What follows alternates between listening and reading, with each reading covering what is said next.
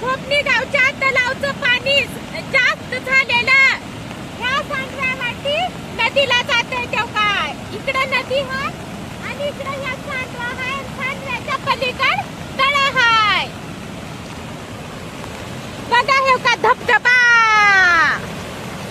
ह्या सांडव्यामुळं आणि ह्या तळ्यामुळं आमचं गाव प्रसिद्ध आहे बघा मंडळी Kaya nga